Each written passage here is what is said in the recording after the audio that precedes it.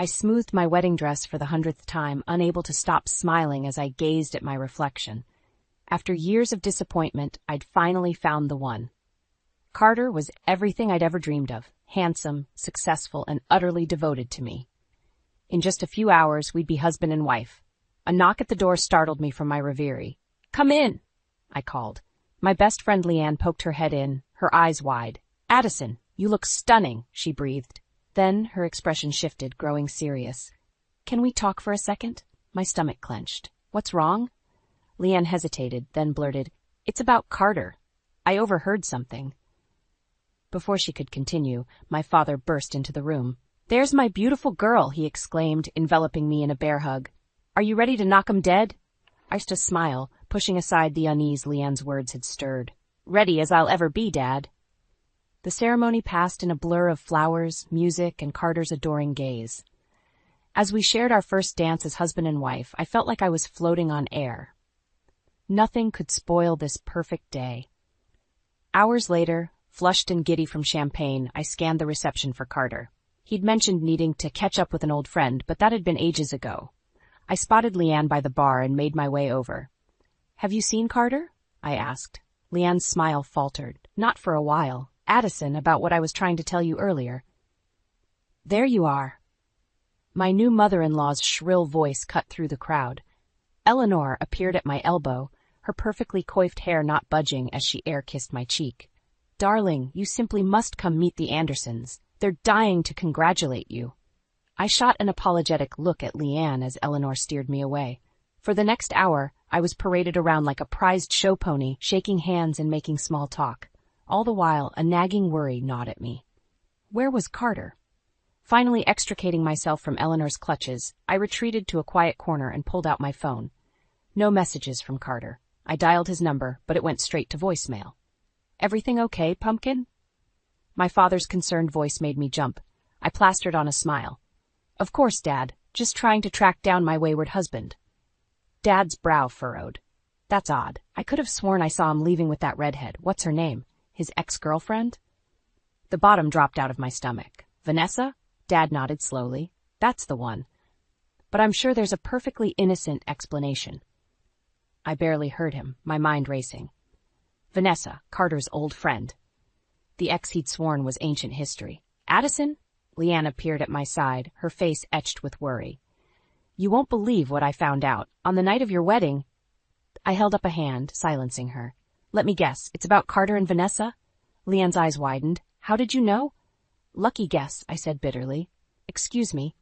I pushed past them both, ignoring their calls as I fled the reception hall. Outside, the cool night air did nothing to calm the storm of emotions raging inside me. Hurt, betrayal, and fury warred for dominance as I paced the empty parking lot. My phone buzzed. A text from Carter. "Sorry, got caught up. Be back soon." "Love you." I stared at the screen, tears blurring my vision. How could he do this? On our wedding day of all days. A car pulled into the lot, headlights sweeping across me. I squinted, recognizing Carter's sleek sports car. As it drew closer, I saw two figures inside, Carter behind the wheel and a familiar redhead in the passenger seat. My hands clenched into fists. This was supposed to be the happiest day of my life. Instead, it was quickly becoming my worst nightmare. I stood frozen as Carter's car pulled into the parking lot. My wedding dress suddenly felt like a straitjacket, constricting my breathing. As Carter stepped out, his eyes widened in surprise. "Addison, what are you doing out here?" I ignored him, my gaze locked on Vanessa as she emerged from the passenger side. "Having fun catching up with your old friend?" I spat. Carter's face paled. "It's not what it looks like, I swear." "Really? Because it looks like you abandoned your wife on our wedding day to run off with your ex-girlfriend." Vanessa at least had the decency to look ashamed. "I'm so sorry, Addison. I didn't realize." "Save it," I snapped. Turning to Carter, I hissed, "How could you do this to me?" He reached for me, but I recoiled. "Baby, please, let me explain." "Explain what? How you lied to me? How you made a mockery of our vows?" Carter's expression hardened. "You're overreacting. Nothing happened." "Nothing happened," I laughed bitterly. "You disappeared for hours on our wedding night." "I told you, we were just talking." "In your car? For hours?" I shook my head in disbelief. "Do you think I'm stupid?" Carter's eyes flashed with anger. Maybe if you weren't so damn insecure, I wouldn't need to seek companionship elsewhere. His words hit me like a slap. Before I could respond, Leanne appeared at my side. "Everything okay out here?" she asked, eyeing Carter suspiciously. "It's fine," Carter snapped. "This is between me and my wife." Leanne bristled. "Your wife who you abandoned at her own reception?" Carter rounded on her. "Stay out of this. You've always tried to come between us." "Don't you dare blame Leanne," I snarled. "She's been more loyal to me tonight than you have." Our raised voices had drawn attention. My father emerged from the reception hall, his face thunderous. "What the hell is going on here?" Carter's demeanor instantly changed. "Bruce, just a little misunderstanding. Everything's fine." Dad's eyes narrowed. "Doesn't look fine to me." He turned to me. "Addison, sweetheart, what happened?" I opened my mouth, but no words came out. How could I explain this humiliation? Carter jumped in. "It's nothing, really. Addison's just upset because I stepped out for a bit. But I'm back now and we can get back to celebrating." Dad's gaze shifted to Vanessa, who was trying to slink away unnoticed. "And who might you be?" Before she could answer, Eleanor's shrill voice cut through the night air. "There you all are. What on earth are you doing out here?" She bustled over, taking in the scene with narrowed eyes. "Carter, darling, your guests are wondering where you've gone. And Addison, really sulking in the parking lot? How unbecoming." I felt my cheeks burn with anger and shame. "I'm not sulking," I managed. "I'm trying to understand why my husband abandoned me on our wedding night." Eleanor waved a dismissive hand. "Don't be so dramatic, dear. I'm sure Carter had a perfectly good reason." "Oh, he had a reason, all right," I muttered, glaring at Vanessa. Eleanor followed my gaze, her eyes widening slightly before her mask of civility slipped back into place. "Well, whatever's happened, I'm sure we can sort it out privately. No need to air our dirty laundry in public." "Dirty laundry?" Dad growled. "If that boy has hurt my daughter." "Now, Bruce," Eleanor cut in smoothly, "let's not jump to conclusions. I'm sure this is all just a big misunderstanding." I looked from Eleanor's forced smile to Carter's pleading eyes to my father's concerned face. The weight of expectations and appearances pressed down on me, threatening to suffocate me. In that moment, I made a decision. "You know what? You're right, Eleanor. This isn't the time or place." I straightened my spine and fixed Carter with an icy stare. "But don't think for a second this is over." With that, I turned on my heel and strode back towards the reception, leaving a stunned silence in my wake. As I pushed through the doors, Leanne hurrying after me, I realized with crystal clarity that my picture-perfect marriage was nothing but a beautiful lie. The weeks following our disastrous wedding night were a blur of tense silences and half-hearted apologies. Carter swore up and down that nothing had happened with Vanessa, but the seed of doubt had been firmly planted in my mind. One particularly gloomy afternoon, I found myself alone in our apartment, restlessly pacing. On impulse, I grabbed Carter's laptop.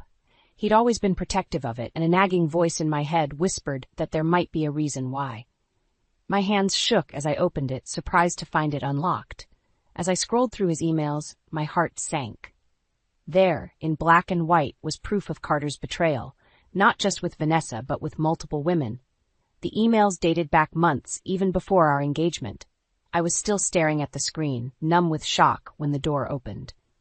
Carter walked in, his easy smile faltering as he took in my expression and the open laptop. "Addison, what are you doing?" he asked, his voice tight. I looked up at him, tears streaming down my face. "How could you?" Carter's face hardened. "You had no right to go through my personal emails." "Personal emails?" I scoffed. "You mean your collection of love letters to half the women in the city?" He strode over, slamming the laptop shut. "It's not what it looks like." "Really?"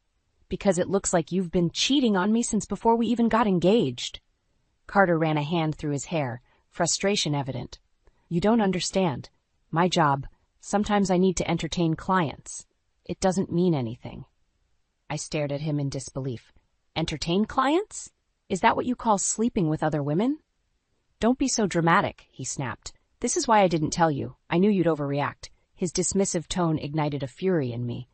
"Overreact? You've been lying to me our entire relationship."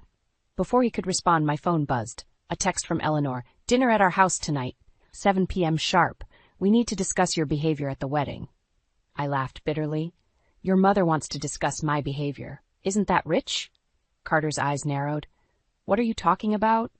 I showed him the text. Apparently, I'm the one causing problems in this family. He sighed. Look, let's just go to dinner and smooth things over. We can discuss this later. Part of me wanted to refuse, to scream and rage and throw his lies back in his face. But another part, the part that still clung to the hope of salvaging something from this wreckage, nodded in agreement. Hours later, we sat around Eleanor's immaculately set dining table. The tension was palpable as we picked at our food in silence. Finally, Eleanor spoke. Addison, dear, I think we need to address your little outburst at the wedding. I gripped my fork tightly. My outburst? She nodded, her smile not reaching her eyes. It was quite unseemly, causing a scene like that. In front of all our guests, no less. I glanced at Carter, but he studiously avoided my gaze. I'm sorry if my reaction to finding my husband with another woman on our wedding night was inconvenient for you, I said, my voice dripping with sarcasm. Eleanor's smile tightened. Now, I'm sure it was all just a misunderstanding. Carter has explained everything. Has he? I turned to Carter. Did you explain about all the other women too, or just Vanessa? The color drained from Carter's face. Eleanor's eyes darted between us. What other women? She asked sharply. I pulled out my phone, hands shaking. Would you like to see the emails, Eleanor? I'd be happy to share. Carter lunged for my phone. Addison, don't. But it was too late. I'd already pulled up the damning messages, sliding the phone across the table to Eleanor. As she read, her carefully composed mask cracked, revealing a mix of shock and fury. She looked up at Carter, her voice ice-cold. Explain, now. As Carter stammered out excuses, I stood up, suddenly feeling suffocated. I think I've lost my appetite, I said, heading for the door. Behind me, I heard Eleanor's voice rising in anger, Carter's pleading responses. But I didn't look back. For the first time since this nightmare began, I felt a glimmer of something like hope. The truth was out, and there was no going back now. I paced my living room, my mind racing with possibilities. The truth about Carter's infidelity was out, but I knew that wasn't enough. He'd manipulated me for too long, and Eleanor would undoubtedly try to sweep everything under the rug to preserve their precious family image. No, I needed to do more. I needed to take control. My phone buzzed, a text from Leanne. How are you holding up? Want me to come over? I hesitated, then typed back, Actually, can you meet me at Café Noir in an hour? I have an idea. An hour later, I sat across from Leanne, my hands wrapped around a steaming latte. I'm going to expose Carter, I said without preamble. Publicly. Leanne's eyes widened. Addison, are you sure? That's a big step. I nodded firmly. I'm done being the victim in this story. It's time to write my own ending. We spent the next 2 hours plotting. Lean, bless her, threw herself into the plan with gusto. By the time we left the cafe, we had a strategy that made my heart race with equal parts excitement and terror. The next day, I called my father. Dad, I need your help, I said, my voice trembling slightly. Anything. Pumpkin, what's going on? I took a deep breath. I'm going to confront Carter and Eleanor, publicly, at the charity gala next week. There was a long pause. Addison, are you sure that's wise? It's necessary, Dad. I can't let them keep controlling the narrative. Will you help me? Another pause, then a sigh. Of course I will. What do you need? We talked for an hour, refining the plan. By the end, I felt a surge of gratitude for my father's unwavering support. The week leading up to the gala was a blur of preparations. Leanne and I worked tirelessly, gathering evidence and coordinating with trusted allies. My father used his connections to ensure key people would be present. The night of the gala arrived. I stood in front of my mirror, smoothing down my crimson dress. My hands shook slightly as I fastened my necklace. This was it. No turning back now. Carter was waiting by the door, looking handsome in his tuxedo. For a moment, my resolve wavered. How had we come to this? Ready to go, darling? He asked, his smile not quite reaching his eyes. I nodded, unable to trust my voice. The ballroom was a glittering sea of wealth and influence. Eleanor held court near the center, her laugh tinkling artificially as she greeted guests. I felt her eyes on me as Carter and I made our rounds, but I studiously avoided her gaze. An hour into the event, I caught Leanne's eye across the room. She gave me a subtle nod. It was time. I made my way to the small stage where the band was playing. With a deep breath, I stepped up to the microphone. Good evening, everyone, I said, my voice ringing out clear and strong. I hope you're all enjoying the gala. I have a special announcement to make. The room quieted, all eyes turning to me. I saw Carter's confused expression, Eleanor's narrowing eyes. Many of you know me as Carter Williams's wife, I continued. What you may not know is that our marriage has been built on a foundation of lies and betrayal. A collective gasp rippled through the crowd. Carter started towards the stage, but my father smoothly intercepted him. I've recently discovered evidence of my husband's multiple affairs, dating back to before our wedding, I said, my voice steady despite my racing heart. I believe in honesty and transparency, which is why I'm sharing this with you all tonight. Eleanor pushed through the crowd, her face a mask of fury. Addison, stop this nonsense at once, she hissed. I ignored her, pressing on. I refuse to be silenced or shamed for someone else's actions, and I refuse to let this family's obsession with appearances overshadow the truth. With trembling hands, I pulled out my phone and pressed a button. Suddenly, the large screen behind me lit up, displaying a montage of Carter's incriminating emails and text messages. The room erupted in shocked murmurs. I saw Carter's face pale, Eleanor's eyes widen in horror. In that moment, standing before the truth laid bare, I felt a weight lift from my shoulders. Whatever happened next, I knew I had taken back control of my story.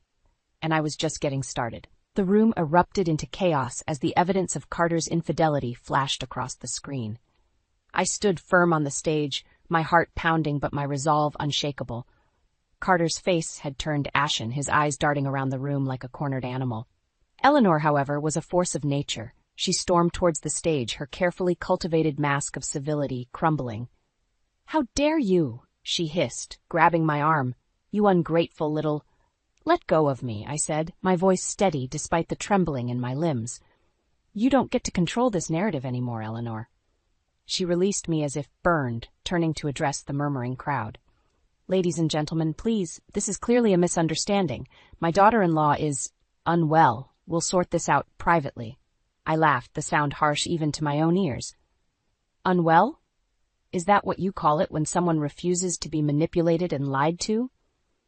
Carter finally found his voice. "Addison, please, let's talk about this at home." "There's nothing left to talk about," I replied, my gaze sweeping the room. "I wanted you all to know the truth.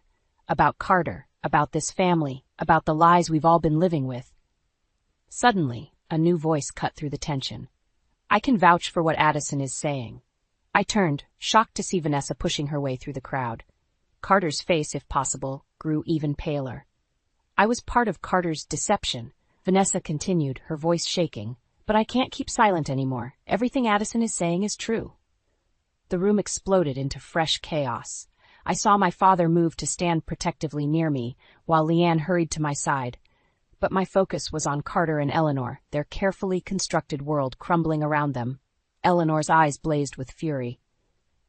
"You little tramp," she spat at Vanessa. "How much did they pay you to say that?" Vanessa flinched but stood her ground. "Nothing. I'm here because it's the right thing to do." Carter finally seemed to snap out of his stupor. He strode towards me, his face a mask of desperation. "Addison, please, we can work this out. I'll do anything. Just don't do this." For a moment, I wavered. The look in his eyes, so familiar and once so dear to me, tugged at my heart. But then I remembered all the lies, all the betrayals. "It's too late, Carter," I said softly. "You had your chances. This is me taking control of my life back." Eleanor, seeing she was losing ground, changed tactics. Her voice took on a sickeningly sweet tone. "Addison, darling, think about what you're doing. This scandal could ruin us all. Is that what you want? To destroy this family?" I felt a surge of anger. "Family? You call this a family? A web of lies and manipulation, more concerned with appearances than actual love or support?" I turned to address the crowd again. "I'm done being silent. I'm done playing the perfect wife in this farce of a marriage, and I'm done letting fear control my actions." With shaking hands, I removed my wedding ring. The diamond glittered under the harsh lights as I held it up. This ring symbolized promises that were broken long ago. I'm returning it, along with all the lies and pain it represents. I placed the ring on the podium, the soft clink seeming to echo in the stunned silence of the room. "Addison," Carter pleaded one last time, "don't do this. I love you. I met his gaze steadily. No, Carter, you love the idea of me, the perfect wife who would never question you, never challenge you, but that's not who I am anymore. With that, I stepped down from the stage, my head held high. As I walked through the parting crowd, I felt a weight lifting from my shoulders. The road ahead was uncertain, filled with legal battles and emotional turmoil, I was sure, but for the first time in months, I felt truly free. I had made my choice, and there was no going back. The days following the gala passed in a blur of legal meetings and emotional upheaval. I threw myself into my work at the boutique, grateful for the distraction. But even as I helped customers find the perfect outfit, my mind raced with thoughts of divorce papers and asset division. One particularly exhausting afternoon, I returned home to find Carter waiting on my doorstep. My heart clenched at the sight of him, a mix of anger and residual affection warring within me. "Addison," he said, his voice hoarse. "Please, can we talk?" I hesitated, then nodded curtly. 5 minutes. Inside, Carter paced the living room while I stood with my arms crossed, a physical barrier between us. "I've been in therapy," he blurted out. "I'm trying to change, to understand why I did what I did. I know I hurt you, but I love you. Can't we try to work this out?" For a moment I wavered. The man before me looked so different from the confident, manipulative Carter I'd come to know. But then I remembered all the lies, all the pain. "It's too late, Carter," I said softly. "I can't trust you anymore." His face crumpled. "What about everything we built together? Our dreams, our future?" "Those dreams died the moment you chose to betray me," I replied, my voice steady despite the ache in my chest. Carter's demeanor suddenly shifted, his eyes hardening. "You'll regret this, Addison. You think you can just walk away? I'll make sure you have nothing when this is over." A chill ran down my spine at his threat, but I stood my ground. "Get out," I said, pointing to the door. After he left, I called Leanne in tears. She arrived within minutes, armed with ice cream and a fierce determination to protect me. "We need to be prepared," she said as we sat on my couch. "Carter's not going to make this easy." The next morning, I woke to a flurry of notifications on my phone. My heart sank as I scrolled through messages from friends and coworkers, all asking if I was okay. With trembling fingers, I opened my social media accounts. There, splashed across my feed, were private photos and messages taken out of context, painting me as unstable and vindictive. Carter had launched a smear campaign. I felt the walls closing in, my carefully rebuilt world threatening to crumble once more. But then I remembered the strength I'd found within myself. I wouldn't let Carter destroy me again. I called my father and Leanne, explaining the situation through tears of fury. Within hours, we had assembled a team of lawyers and PR specialists to counter Carter's attacks. Days blurred together as we fought back. For every lie Carter spread, we responded with truth. It was exhausting, but I refused to back down. The turning point came unexpectedly. I was at the boutique, trying to lose myself in work, when Vanessa walked in. "I'm so sorry," she said, her eyes brimming with tears. "I can't stand by and watch Carter destroy you like this. I have proof, emails, texts, everything, showing he's behind the smear campaign. I'll testify if you need me to." I stared at her, shocked by this unexpected ally. "Why are you doing this?" Vanessa smiled sadly. "Because it's the right thing to do, and because I was once in your shoes. I wish someone had stood up for me then." Armed with Vanessa's evidence, we took the offensive. Carter's carefully constructed lies began to unravel, and public opinion swiftly turned in my favor. But just as victory seemed within reach, I received a call that made my blood run cold. It was my lawyer, his voice grave. "Addison, Carter's filed for full control of your assets. He's claiming you're mentally unstable and unfit to manage your finances. There's an emergency hearing scheduled for tomorrow." I felt the room spin around me. Everything I'd worked for, everything I'd built, was suddenly at risk. Carter was making his final desperate play to regain control. As I hung up the phone, I realized this was it, the moment that would define everything. I could crumble under the pressure, or I could stand tall and fight with everything I had. Taking a deep breath, I made my choice. Carter had underestimated me for the last time. Tomorrow, I would show him, and the world, exactly what I was made of. The final battle was here, and I was ready. The morning of the emergency hearing arrived with a sense of foreboding. I stood before the mirror, smoothing down my most professional suit, trying to project an image of stability and competence. My hands shook slightly as I fastened my necklace, a gift from my father, a reminder of his unwavering support. Leanne arrived to drive me to the courthouse, her presence a comforting anchor. "You've got this, Addison," she said, squeezing my hand. "We're all behind you." The courthouse loomed before us, its stone facade imposing and cold. As we climbed the steps, I spotted Carter and Eleanor arriving, both impeccably dressed and wearing matching expressions of smug confidence. My stomach churned, but I lifted my chin and strode past them without a glance. Inside the courtroom, my lawyer Sarah greeted us with a tight smile. "Remember," she whispered, "stay calm, no matter what. We have the truth on our side." As the judge entered and the proceedings began, I felt as though I was watching from outside my body. Carter's lawyer painted a picture of me as unstable, vindictive, and incapable of managing my own affairs. With each word, I felt my carefully reconstructed world threatening to crumble. When it was our turn, Sarah presented the evidence of Carter's infidelity and manipulation. I took the stand, my voice surprisingly steady as I recounted the betrayals and lies. But as I spoke, I saw the judge's expression remain impassive, and a seed of doubt took root in my heart. During a recess, I overheard Eleanor speaking to Carter in hushed, urgent tones. "We need to end this now," she hissed. "Use the nuclear option." My blood ran cold. What else could they possibly have up their sleeves? As we reconvened, Carter's lawyer called a surprise witness, Dr. Evelyn Matthews, a respected psychiatrist. My heart sank as I recognized her. I'd seen her briefly for anxiety after discovering Carter's infidelity. Dr. Matthews took the stand, her face a mask of professional concern. "In my professional opinion," she stated, "Addison exhibits signs of borderline personality disorder, exacerbated by recent stress. Her erratic behavior and accusations stem from this condition, making her unsuitable to manage her own affairs at this time."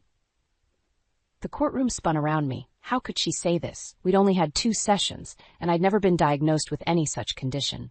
I turned to Sarah in panic, but her face was grim. As Dr. Matthews continued her damning testimony, I felt the walls closing in. Everything I'd fought for, every step forward I'd taken, seemed to be slipping away. Carter and Eleanor wore twin expressions of triumph, and I realized with sickening clarity that they'd planned this all along. In that moment, staring at the faces of those who sought to destroy me, something inside me snapped. A calm, cold fury washed over me, clearing away the panic and doubt. I leaned over to Sarah, whispering urgently.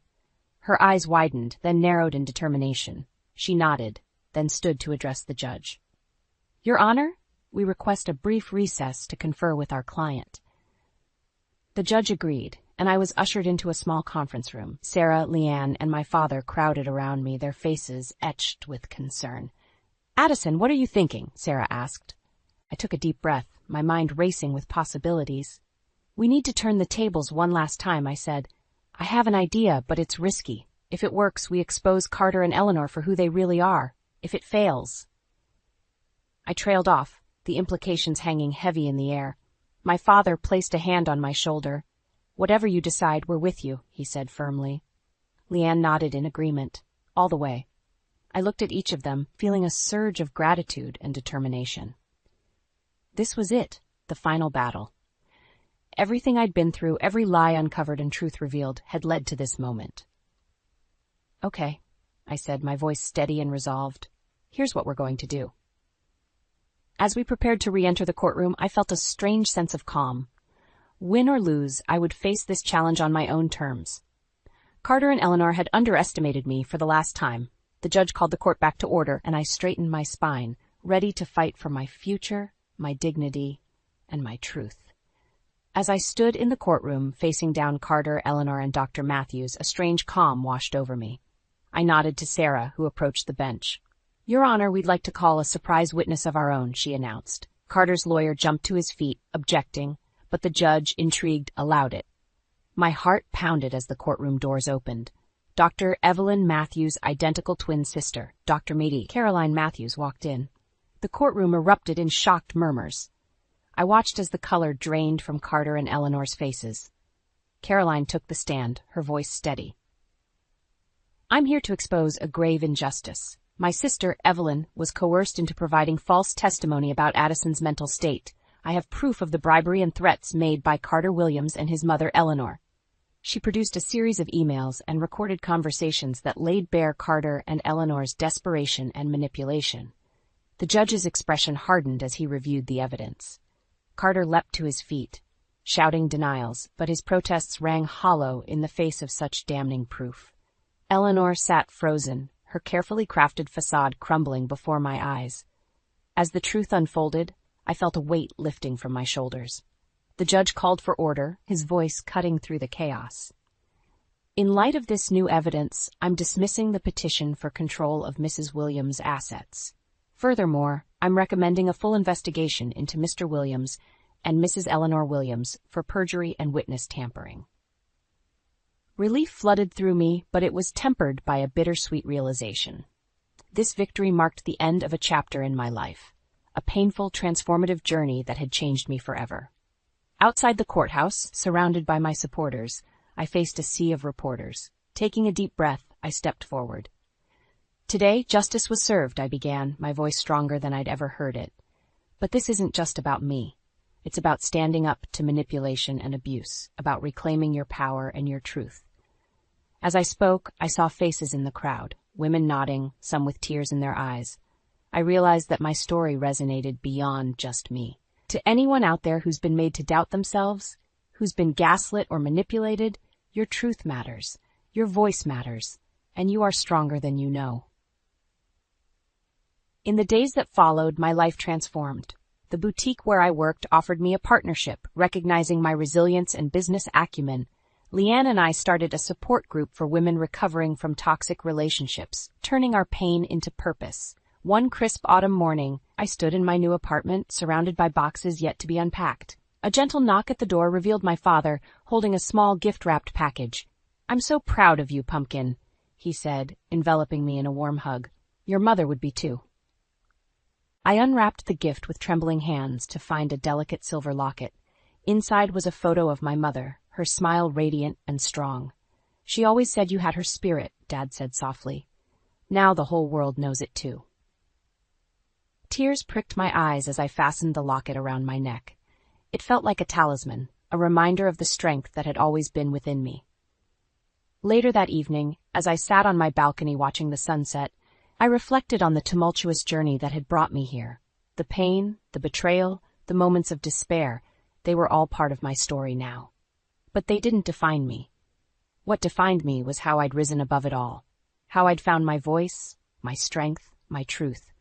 As the last rays of sunlight painted the sky in brilliant hues, I felt a sense of peace settle over me. The future stretched out before me, full of possibilities I'd never dared to imagine before. I was Addison Williams, survivor, fighter, and now, finally, the author of my own story. And this was just the beginning.